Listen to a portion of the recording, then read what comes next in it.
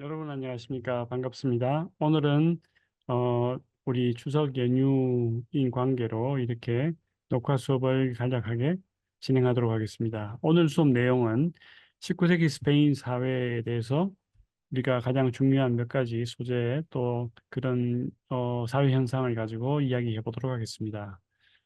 자, 우리 화면을 공유할까요?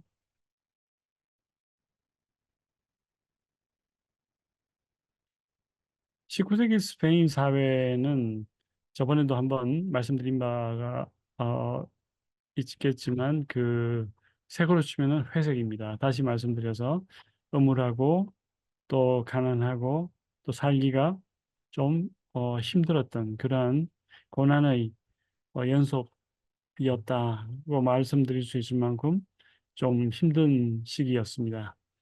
그 19세기 또 20세기 초 계속 오면서 유럽 전반적으로 발전도 많이 하지만 그 텐션, 그 발전 속의 그 시행착오도 많았고 많은 사람들이 겪었던 사회적인 어떤 그런 부조리와 또 배고픔과 교육의 부재, 의료 서비스의 부재 이런 기타 등등으로 인해서 많은 그런 어려움들이 있었던 또 텐션이 강했던 그런 사회라고 말씀드릴 수가 있습니다. 19세기 스페인 사회는 우리 지금 공부하고 있는 그 예술의 관점에서 볼 때는 사실주의에서 자연주의로 이렇게 넘어오는 시기입니다. 원래 19세기 초는 사실 낭만주의라는 어떤 하나의 유럽의 큰 그런 내면의 어떤 세계 어두움의 그런 여러 가지 어, 그 사회적인 현상과 또 인간의 내면의 그런 어떤 그 어두운 세계와의 어떤 연결점에서 뭔가를 표현하려는 그런 움직임이 있었다가 그 특히 이제 문학과 이런 표현 그 예술에 있어서 20세기 19세기 중반 이렇게 넘어오면서 예술 사실주의로 어 이제 방향을 틀게 되죠. 사실주의는 저번에 말씀드렸던 바와 같이 유물론적 하나의 사고와 직접적으로 관계가 됩니다.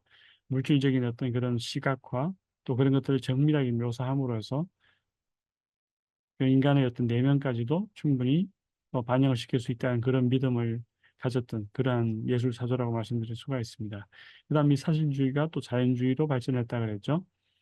그런 발전하는 과정에서 또 그 당시에 발전 계속 이렇게 사회적으로 전반적으로 발전하던 그 물질 문명 또 어떤 자연과학의 그런 영향도 컸다고 말씀드릴 수가 있습니다. 그 자연의 섭리라는 것, 그러니까 신의 섭리라기보다는 자연의 섭리. 그러니까 우리가 볼 수 있는, 눈으로 볼 수 있고 만질 수 있는 그런 자연의 그런 여러 가지 그 물질적 관점에서의 어떤 그런 법칙들, 이런 것들이 많이 적용이 되었고, 그다음 그 중에서도 그 환경 결정론이라는 거, 환경 결정론이 굉장히 중요한 하나의 그 사람에 대한 연구의 하나의 큰 화두가 되었던 그런 시기라고 말씀드릴 수가 있습니다. 모든 사람들은 환경에 의해서 결정이 된다. 사실 당연히 일리가 있는 이야기겠죠. 그래서 근데 이제 좀 우리 예술적인 관점에서 볼 때는 그 환경이 이러니까 이런 사람이 나온다는 걸 너무 강조하다 보면 또 어떤 제한된 유형만이 나오는 당연히 이런 사람만 나와야 돼라는 그런 식의 또 표현법으로도 발전하는 좀 그런 경향도 없지는 않습니다. 자, 그다음 객관적인 사실, 그 사실 그러니까 많은 사람들이 볼 때 그 같이 공통적으로 볼 수 있는, 만질 수 있는 그러한 물질적인 부분을 에 포커스를 두고 사실주의적 관점에서 묘사를 정밀하게 해가다 보면은 그야말로 사진에 가까운 정물화 같은 그러한 어떤 느낌을 받는 문학 작품이라든가 미술 작품, 그죠?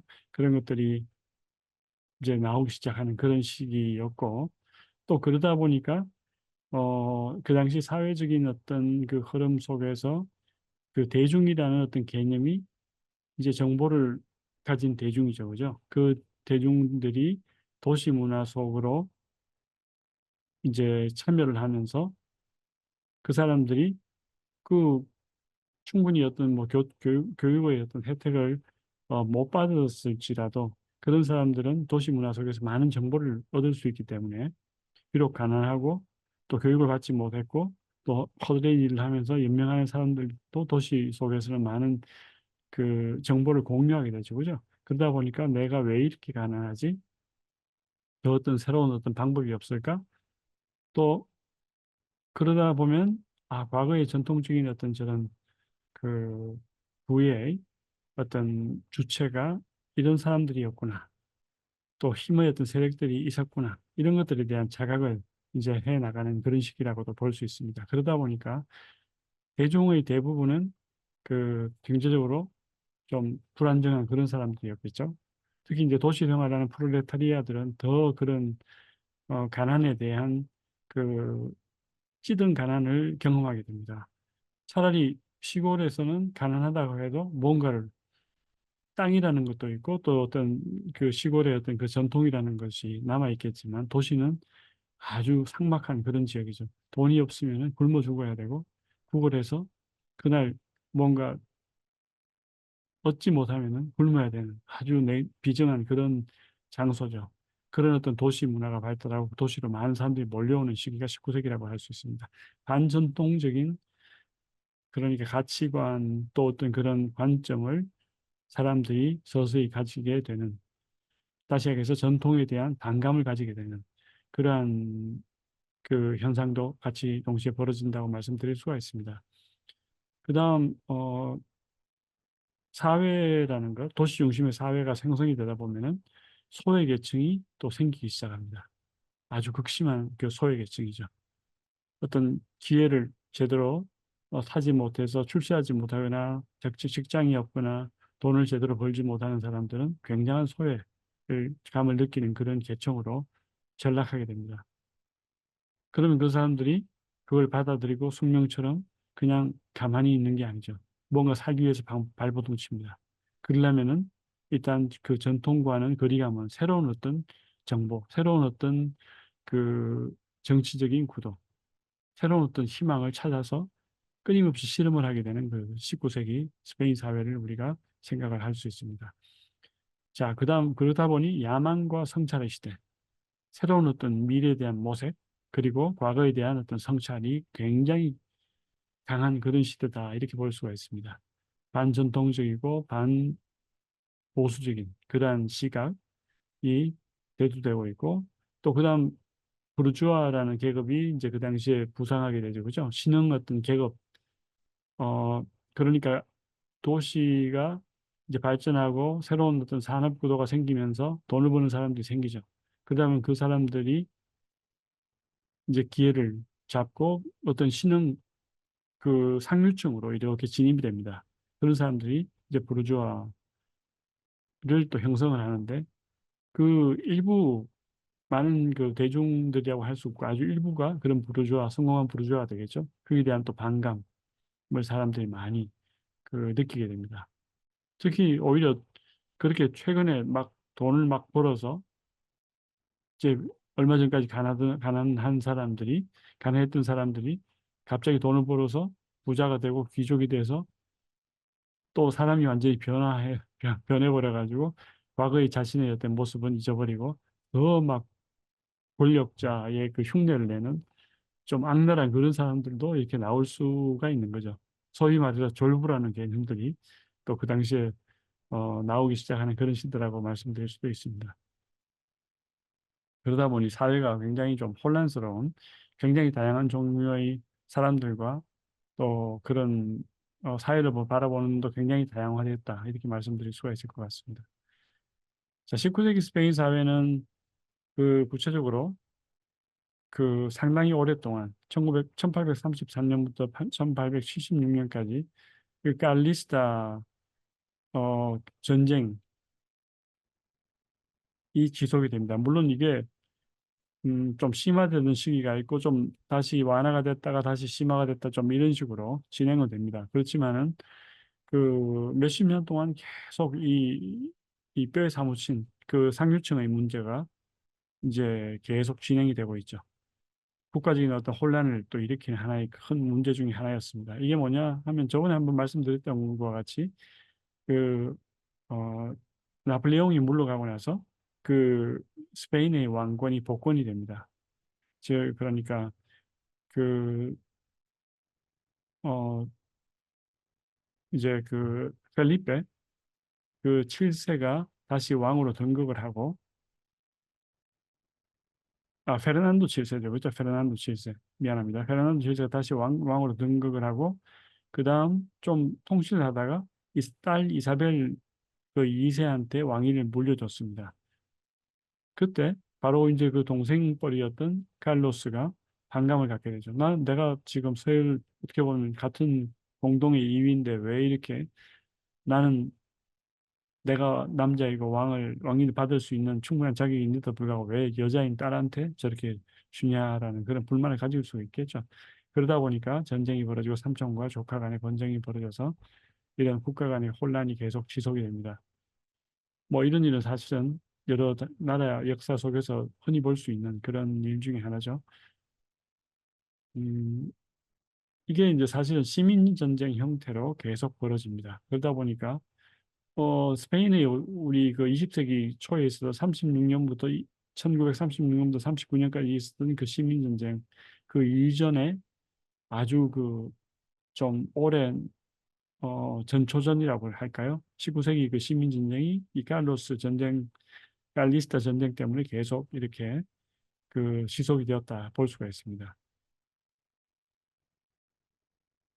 이 과정에서 이제 새로운 그 지식인들, 좀 또 새로운 신흥 부자들, 또 어떤 그런 새로운 어떤 그 계층들 중심으로 해서 자유파라는 어떤 하나의 그 개념과 그 뭐라 그럴까요? 그런 또 사람들, 또 그런 어떤 여러 가지 공부하는 어떤 그 학문의 어떤 그런 그 개념들이 학문적인 개념들이 출현하기 시작합니다. 그 사람들은 이제 사회의 여러 자기의 어떤 문제들을 그 자기의 어떤 과거 역사 속을 되짚어 보면서 다시 분석하기 시작하죠. 그러다 보면 가장 큰 문제 중에 하나가 뭡니까? 지금도 우리 뭐 서울 집값 또 어떤 뭐 여러 가지 항상 그런 부동산이라는 개념이 큰 영향을 주고 있죠. 근데 과거에는 그게 더 심했습니다. 농사를 짓던 1차 산업을 의존을 하던 그런 시절. 특히 이제 스페인은 워낙 땅이 넓고 질이 좋고 또 날씨가 좋아서 기후가 좋아서 토지에 의존하는 그 비율이 다른 나라에 비해서 더 그 높았을 겁니다. 그래서 토지 문제라는 건 굉장히 큰 하나의 그 이슈인데 이 토지 문제를 가지고 또 많은 논쟁이 벌어지죠. 사실 저번에도 말씀드렸듯이 토지의 가장 큰 주인은 사실 수도원이라고 할 만큼 수도원이 굉장히 그 당시에 20세기 초에 거의 국가의 60, 70% 되는 땅이 수도원의 거의 소유였다고 이야기하는 사람이 있습니다. 그 사회학자 중에. 그만큼 큰, 어, 이제 문제의 뭐라 그럴까요? 뜨거운 감자라고 할까요? 그런, 그런 구심점 속에 이 토지라는 게 있었고, 그 다음 또 그 당시에 새로운 또 과학 문명을 기반으로 한 이제 새로운 시스템들이 사회에 막 이렇게 나타나기 시작합니다. 그중에 가장 큰 사람들이 볼 때 혁명적인 하나의 그 충격적인 하나의 그 변화가 기차입니다. 교통의 변화. 시골에서 도시로 간다는 건 굉장히 큰 하나의 그 뭐라 그럴까요? 그 일인데 뭘 타고 갈 수가 있겠습니까? 마차를 타고 갈 수도 없고 그 당시 길이라는 것도 굉장히 지금하고는 다른 그런 험한 길인데 그러니까 시간이 많이 걸리는 그런 여행을 해야 되고 그런 걸 통해서 또 뭔가 일을 하다 보면 지금 일하는 패턴 자체도 많이 다르겠죠, 그죠? 근데 그 상황에 기차가 출현을 했습니다. 여러분들 사진을 이렇게 보시면 기차는 그야말로 19세기 중반에 나온 기차는 지금으로 치면은 갑자기 달나라에 우주선을 타고 가는 그런 식의 큰 변화입니다. 사람들의 의식 속에. 그러다 보니 기차라는 것은 굉장히 많은 일단 물리적으로 이제 기차라는 것이 그 산업과 과학과 뭐 경제적인 어떤 큰 학업 효과를 줬겠죠. 그런 뿐만 아니라 사람의 어떤 그런 문학 작품이라든가 예술 속에도 이 기차라는 출현은 굉장히 큰 하나의 그 충격적인 변화였습니다. 그래서 어떤 그 이제 주인공이 도시로 공부를 하러 가면서 기차를 타고 가면서 과거에 자기 어떤 시골집에 있던 그 고르베로를 기억을 하면서 그 자기 시골집에서 멀어지는 기차를 타고 이제 순식간에 이제 다른 곳으로 이전하는 그런 상황에서 자기의 과거를 회상하고 그리워하고 다시 새로운 변화되는 어떤 그런 그 현실 속에 그런 아련한 과거에 대한 추억 같은 걸 그런 글로 쓴 그런 작품들도 나옵니다. 아무튼 철도의 증가 또 이런 것들은 산업의 어떤 그런 그 상업이 발전할 수 있는 그건 하나의 그 인프라를 형성을 하겠죠, 그죠? 뭐 개인의 어떤 이동 수단이기도 하겠지만 물류가 빨리 돕니다. 그러다 보면은 그 특히 영국이라든가 북유럽을 중심으로 발전한 그 산업혁명이 이제 본격적으로 스페인 북쪽에도 막 이렇게 영향을 주기 시작하죠. 그 와중에 또 콜레라가 창궐을 해서 상당히 많은 사람들이 또 죽은 그런 뼈아픈 그런 역사도 또 있습니다. 콜레라라는 거는 사실은 요즘은 많이 이제 그 의약품을 개발해서 사실 크게 무서운 질병이라고 하기가 쉽지 물론 이제 지역에 따라 다르겠지만 한국에서 콜레라가 생겼다 그러면 빨리 이렇게 치료할 수 있는 그런 시스템이 있죠, 그죠? 근데 사실은 불과 한국에서도 몇십 년 전만 하더라도 예를 들어서 선생이 어릴 때, 초등학교 다닐 때, 중학교 다닐 때만 하더라도 콜레라 걸리면 거의 그 패스트에 가까운 그런 무서운 병이었습니다.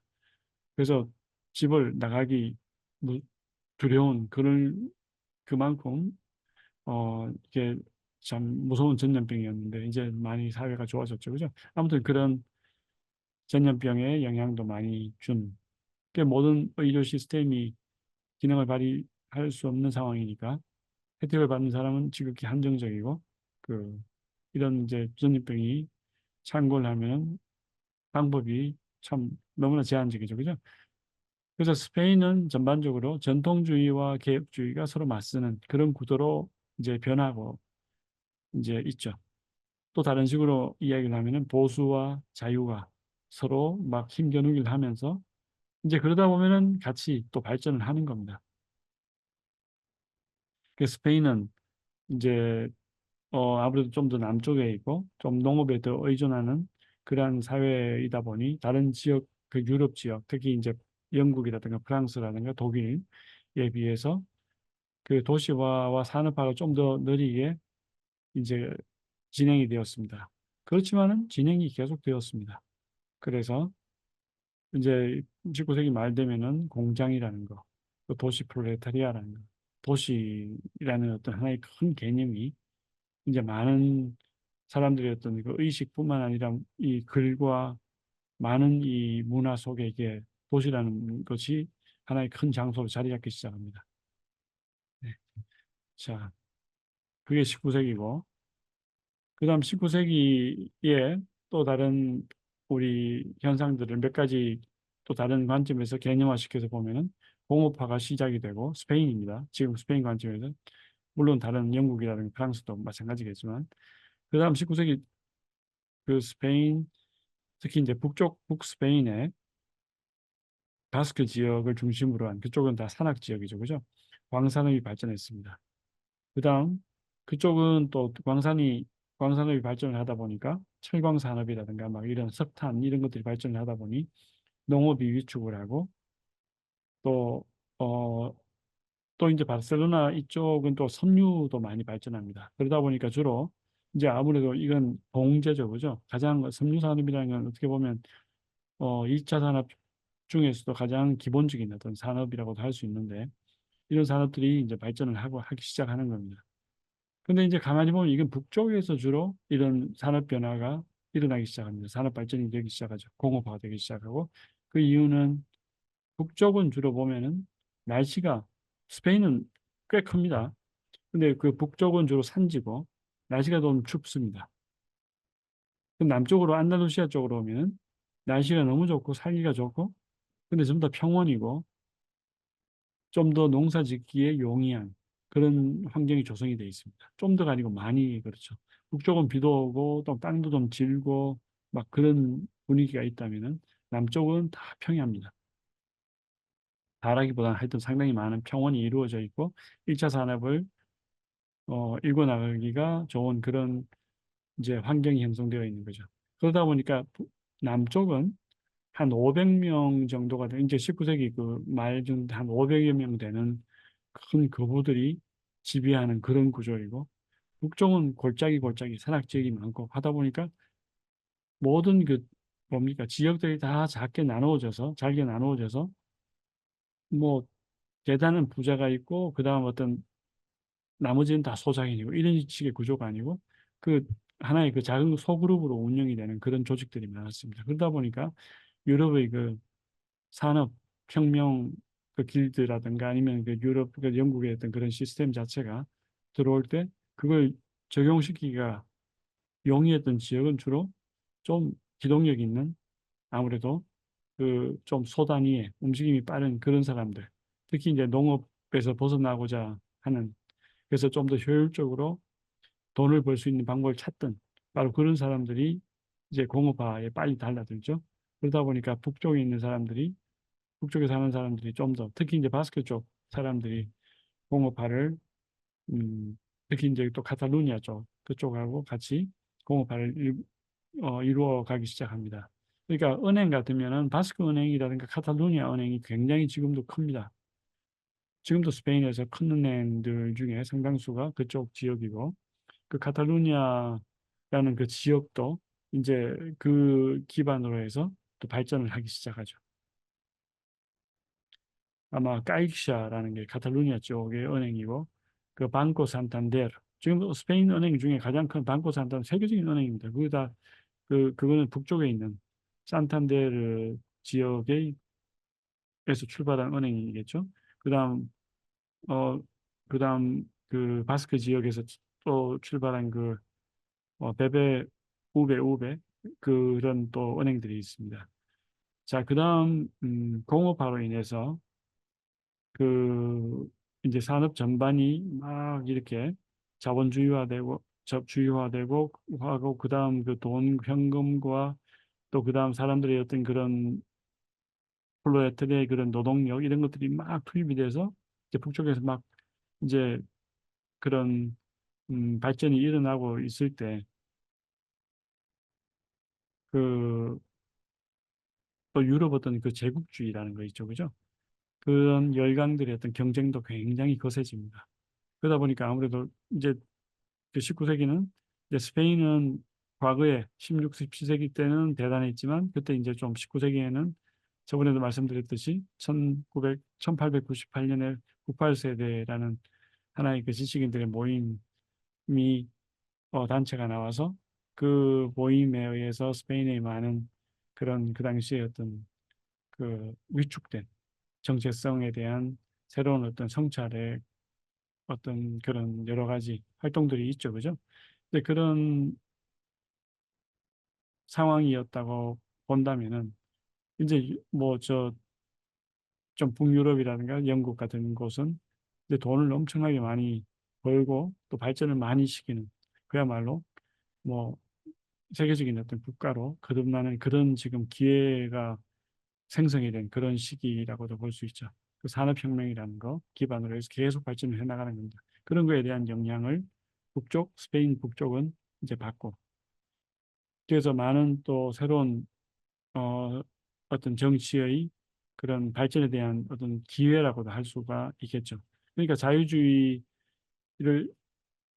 따르는 젊은 엘리트들은 주로 그런 어떤 기회가 많은 하나의 그 현상이나 지역을 좋아하겠죠.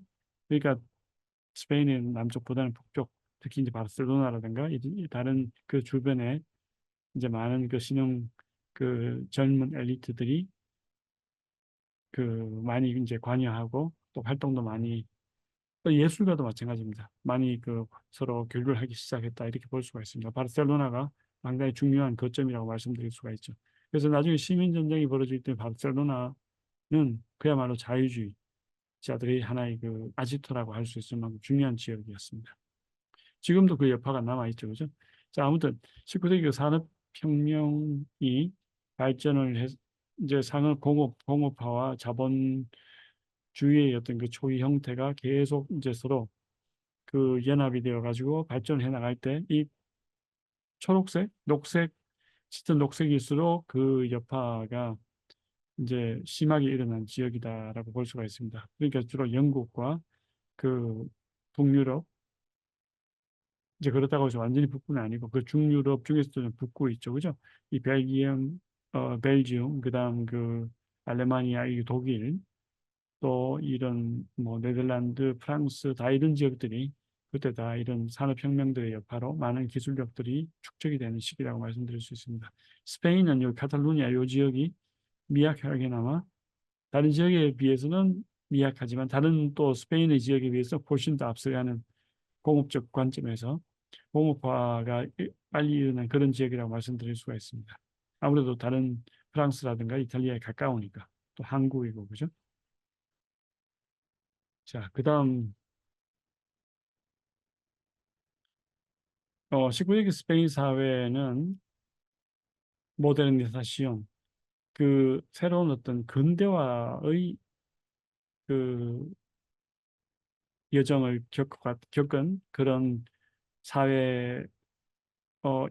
다시 말씀드려서 그 자동차와 전기, 전화 같은 새로운 과거에서는 감히 상상도 못하는 그러한 새로운 문명들이 지금 막 쏟아지기 시작했죠.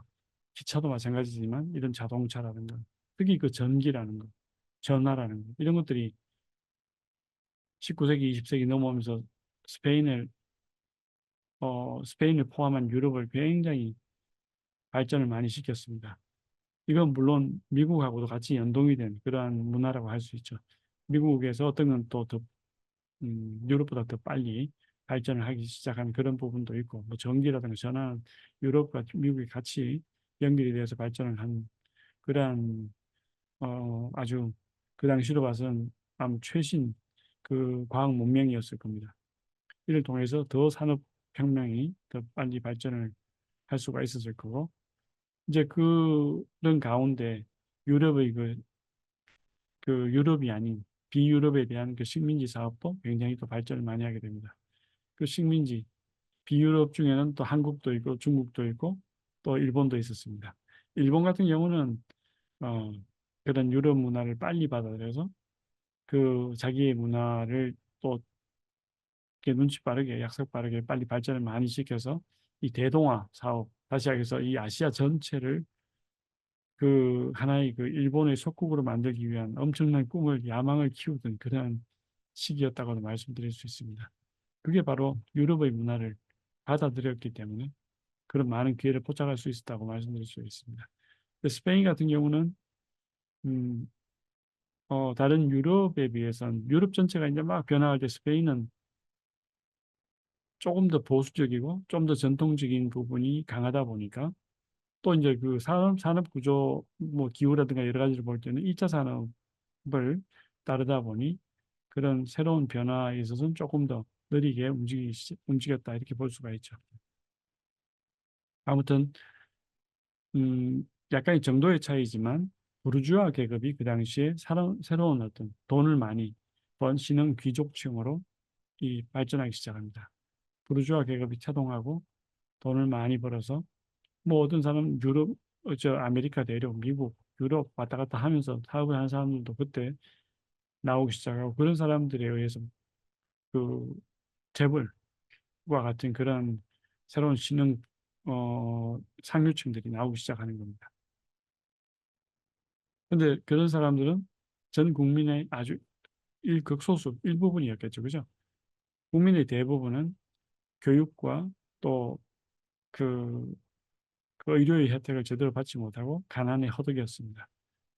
또 국민의 12%, 30%가 문맹이었다는 보고가 있습니다.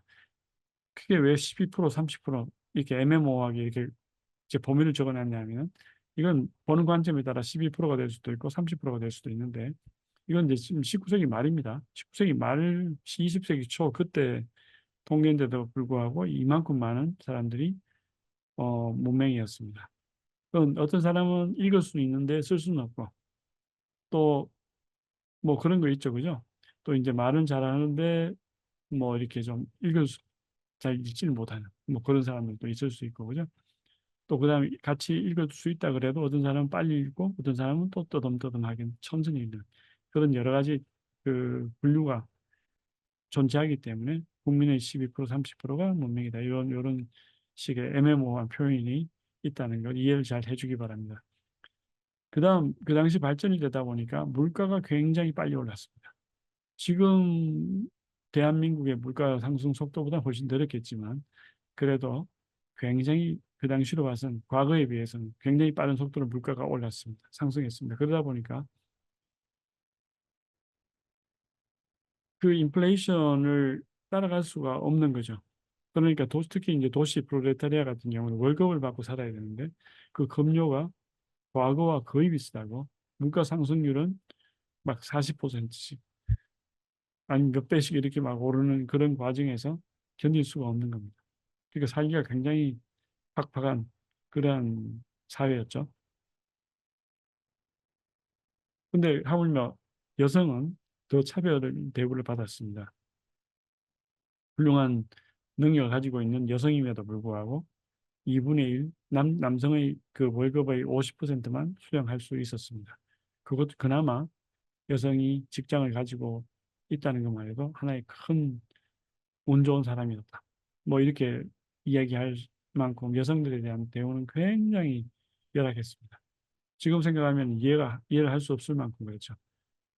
근데 참으로 놀라운 건 여성들에 대한 그 새로운 인식, 새로운 어떤 발견, 그다음 새로운 처우를 해야 된다는 그런 생각을 하게 된 건 20세기 좀 넘어서 왔습니다. 넘어와가지고 스페인 같은 경우에는 1920년 초에 1930년입니다. 30년. 30년 그때 초에 여성에 대한 참정권이 나왔습니다. 그러니까 그전에는 사실은 투표권이 없었던 겁니다. 여성들은.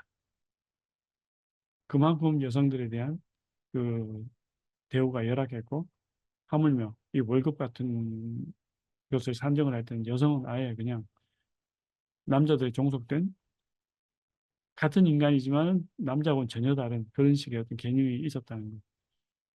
여성과 남성은 평등하고 모든 사회의 어떤 그 뭡니까 그 혜택을 균등하게 받을 권리가 있고 뭐 이제 이런 개념이 실질적으로 피부로 와닿기 시작한 건 아마 20세기 거의 후반 그것도 거의 말 한 1980년 그 90년 이렇게 넘어와서 된 것이 아닌지 뭐 관점에 따라서 의견이 다를 수 있겠지만 선생님은 그렇게 보고 있습니다. 그러니까 지금은 여성들이 살기 편한 그런 시대라고도 말씀드렸죠. 과거와 비교할 때. 19세기 스페인 사회는 그야말로 배고픔의 연속, 그 다음 부채의 증가, 물가가 많이 오르고 모든 게 다 비용이 또 소요되는 비용이 크다 보니까 부채가 증가하게 되죠. 그 다음 의료 서비스의 부족, 그 다음 어린이들까지 노동을 해야지 먹고 살 수 있는 막 그런 열악한 사회였습니다.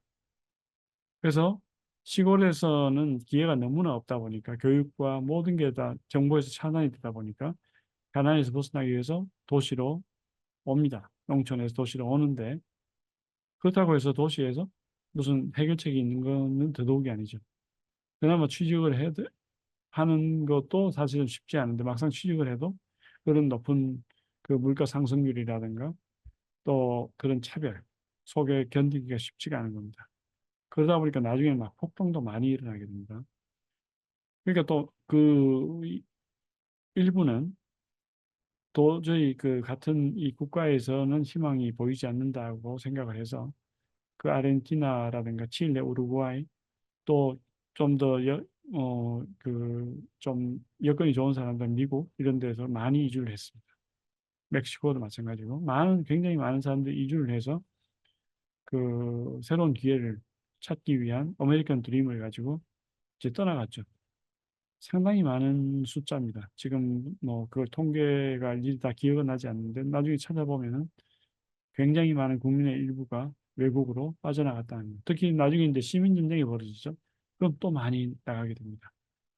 그래서 여러분들 지금 뭐 사실은 아르헨티나라든가 멕시코라든가 미국이라든가 이런 데 가서 또 친구들 사귀다 보면 옛날 스페인에서 할아버지 또 증조 할아버지 때 건너온 그러한 사람들도 꽤 여기저기 있다는 걸 발견하게 될 겁니다. 자, 이제 19세기 스페인 사회에 새로운 교육을 또 시도하고 또 대학을 중심으로 한 뭔가 쇄신된 교육을 하려고 노력을 많이 합니다. 근데 발전의 속도는 또 충분히 만족스럽지가 않죠. 그렇지만 또 발전 그 시도는 많이 했다는 거, 그걸 우리가 또 기억할 필요는 있습니다.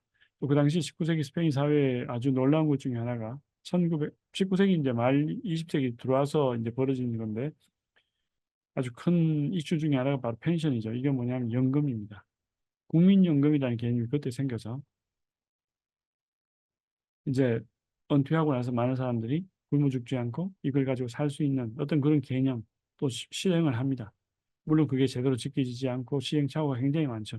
그렇지만 그때 그게 시도가 있었기 때문에 지금 스페인 그 사회에 연금이라는 제도가 더 발전을 했고 지금 이제 어느 정도 충분히 만족을 못하는 사람들도 있겠지만 그나마 꽤 괜찮은 수준으로 유지가 되고 있는 걸로 알고 있습니다. 그 스페인은 그때 군사 정권이 오고 프랑코가 지배를 독재 체제를 구축을 해도 연금은 계속 발전을 했습니다. 특히 프랑코 때는 오히려 더 이런 연금이라든가 의료 또 기본 어떤 그런 의식주에 대한 배려가 더 깊었다는 그런 이야기를 많이 하죠. 선생님이 봐도 그렇습니다. 집값을 쉽게 올릴 수 없었던 거죠. 또 어떤 물가를 다 잡지 못해도 기본 그 생계 유지형의 그 물가 다시 얘기해서 빵 가격이라든가 뭐 그런 것도 있죠. 그죠? 그런 함부로 올릴 수 없는 이제 그런 식의 어떤 개념들이 그때 제도적으로 굉장히 많이 실험이 되었습니다. 아무튼 이런 것들이 지금 여러 가지 19세기 때 실험이 되기 시작하고 실패도 많이 했지만 이제 자유주의자들에 의해서 이런 실험들이 이제 이루어지는 겁니다. 사실은 그죠? 그래서 이런 실험들에 의해서 스페인이 발전을 더디게 했지만 그래도 발전을 해 나온 겁니다.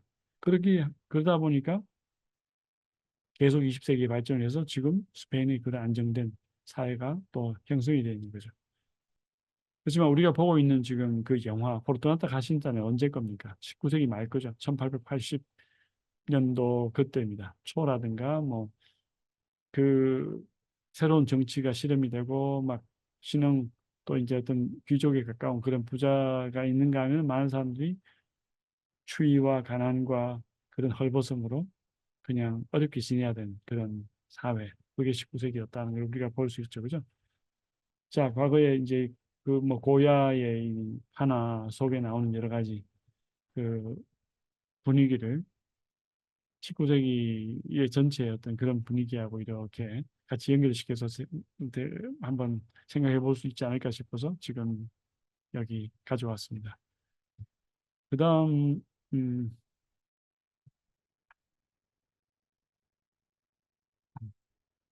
19세기 스페인 사람들의 그 모습을 한번 대비를 시켜 놔봤는데요. 자, 여기 사진이 두 장이 있죠. 그죠? 자, 위에는 뭡니까? 일반 사람들, 노동자, 프롤레타리아, 그다음 그 가족들, 이런 사람들의 그 분위기입니다. 그나마 이 도시 프롤레타리아에 속하는 사람들이었다고 볼 수가 있겠죠. 근데 이에 대비한 또 다른 인물들 여기 있죠. 이제 이거는 약간 칼툰식으로 만화식으로 그렸는데 자 이건 그 당시 어떤 유력한 어떤 상류층들의 유형들입니다. 한 다섯 가지 정도 대표적으로 이렇게 지금 누군가가 그려놓은 걸 지금 가져왔는데 시장이 있죠. 시장, 고급 공무원, 알칼데, 그 다음 메디코, 그 의사인데 이 사람은 이제 과학자라든가 인텔리게션, 공부를 많이 해서 돈도 좀 있고 사회적인 지위가 있고 뭔가 그 이렇게 약간의 어떤 그런 권력이 있는 사람들. 그 다음 어 경찰들, 그죠? 그 내부 또 치안을 담당한 경찰들, 또 군인도 아마 뭐 연결이 됐다고 볼 수가 있을 거고. 근데 군인은 이제 아무래도 일반 그 도시에서 쉽게 볼 수 있는 건 아니기 때문에 과르디아 시빌이라고 이제 그 일반 그 사람들의 이제 경찰에 해당하는 그런 그 또 어떤 그런 분류가 있죠, 그죠? 그다음 여기는 바로 그 사세르도테, 그 종교인들입니다. 종교인들도 음, 꽤 사회적인 신분이 높고 또 뭐 여러 가지 좋은 집안과 관련된 그런 백그라운드가 있는 사람들이 많기 때문에 유력 인사에 속한다고 볼 수 있죠. 그다음 이건 뭡니까? 이코데 보테카리오? 다시 하겠습니다. 이건 글쎄요. 이걸 어떻게 표현해야 될까요? 이거는 이제 어떤 제약, 그 약방, 약국. 사실 지금은 약방, 약국 그러면은 하나의 그 뭐 꽤 괜찮은 가게 형태다 이렇게 볼 수 있지만 약을 제조하고 과거에 우리 집 포르토나타 카신타 영화에 보면 그 막시밀리아노 루비니 약학과 그 학생이고 지금 그 약방에서 일하고 있습니다. 최고의 신랑감입니다. 그러니까 굉장히 잘 나가는 하나의 그 사업가의 자제들, 지주의 자제들, 뭐 그런 식의 하나의 그 지금 상징적인 존재가 또 여기 있습니다. 그러니까 고급 공무원, 또 어떤 유력 인사, 또 종교인, 또 군인이나 경찰, 그다음이 돈 많은 지주의 아들, 아니면 돈 많은 어떤 사업가의 아들. 사실은 어떻게 보면 아들이 여기서 이야기하는 아들은 좀 종속되어 사는 그 좀 그런 사람들을 말하죠. 그죠? 그래서 이런 사람들이 19세기에 스페인의 상류층의 상당 부분을 이루었고, 대부분의 어떤 대중은 이런 헐벗은 프롤레타리아 계급이었다. 이렇게 볼 수가 있습니다. 자, 여러분들 19세기 스페인 사회 우리가 이제 한번 생각을 해볼 필요가 있는 이유는 일단은 우리가 지금 보고 있는 그 작품, 포르토나타 가신타의 직접적인 배경이 바로 이 19세기 스페인 사회, 지금 거론하고 있는 오늘 이야기한 그런 사회 여러 가지 조건들, 유형들이 같이 혼재하던 그런 지금 배경을 우리가 그 작품의 배경으로 지금 보고 있는 거죠. 그죠? 그 동시에 또, 이 19세기 스페인 사회는 20세기 초에 그런 스페인 사회와 계속 연결이 되어서 쭉 이렇게 이어집니다. 스페인, 유럽은 그 보는 관점에 따라 물론 다르겠지만 그 2차 세계대전, 2차 세계대전이 거치면서 이제 굉장히 많은 파괴의 과정을 겪으면서도 발전과 또 새로운 어떤 그 가능성의 사회로 변화하지만 그 이전에 20세기 그 이전 초는 19세기 사회의 계속 뭐라 그럴까요? 그 후속 형태다 이렇게 볼 수가 있습니다. 그래서 우리가 지금 보는 그 영화, 그다음 또 다음 주에 우리가 볼 그 라 레겐타라는 영화도 사실은 동일한 지금 사회를 배경으로 만든 영화입니다. 그건 조금 더 가공의 어떤 그런 사실적인 요소가 약간 그 배경 묘사에 있어서 좀 작은 좀 약간 이렇게 상대적으로 보통 하신다에 비해서 좀 줄어든 그런 면이 있긴 한데 그래도 뭐 큰 차이는 없습니다. 사실주의적 이제 그 묘사에 의해서 쓰여진 사실주의 소설을 배경으로 한 그걸 기반으로 만든 영화인데 아무튼 다음 주에 우리가 또 그 새로운 소설, 새로운 또 영화를 공부를 하도록 하겠습니다. 아무튼 우리 다음 시간에는 프로토나타 가신다. 그러니까 내일이죠, 그죠? 내일 수업에 프로토나타 가신다. 오는 그러니까 목요일 19일 날 수업에는 그 프로토나타 가신다를 한번 정리를 하고 그다음 끝을 내고 그다음 다음 주에는 우리가 라레 켄타라는 새로운 소설로 또 구심점을 또이 바꾸어서 얘기를 진행하도록 하겠습니다. 자, 오늘 여러분들 수고 많으셨고 내일 수업 시간에 뵙도록 하겠습니다. 그럼 내일 뵙겠습니다. 수고하셨습니다.